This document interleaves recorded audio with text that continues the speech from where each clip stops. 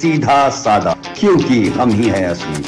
केंद्र में नरेंद्र मोदी सरकार आने के बाद एक बहुत बड़ा बदलाव आया है। दुनिया में कहीं भी संकट आया हो, भारत सरकार ने अपने नागरिकों को सुरक्षित स्वदेश लाने में कोई कमी नहीं छोड़ी हो। मोदी सरकार ने मुसीबत में आए अपने नागरिकों को, जो कि विदेश में रह रहे हैं, कभी बेसहारा नहीं छोड़ा। ऐसा पहले की सरकारों में नहीं हुआ करता था। ये बड़ा बदलाव पीएम नरेंद्र मोदी के सत्ता संभालने के बाद ही आया है। इसका ताजा उदाहरण अभी हमास के इजराइल पर हमले और बाद में इजराइल हमास युद्ध के बाद उपजी स्थिति के बाद देखने को मिला है। इजराइल में फंसे हजारों भारतीय नागरिकों को सुरक्षित स्वदेश वापस लाने के लिए मोदी सरकार ने ऑपरेशन अजय चलाया और लगातार इजराइल से भारत नागरिकों को वहां से निकाला जा रहा है। यह पहला अवसर नहीं है जब विदेशी धरती से भारत अपने नागरिकों को संकट के समय में सुरक्षित स्वदेश लेकर आया है। इससे पहले भी पीएम नरेंद्र मोदी की पहल पर कई बड़े ऑपरेशन सफलतापूर्वक हो चुके हैं। भारत ने हमेशा अपने एक एक नागरिकों के जीवन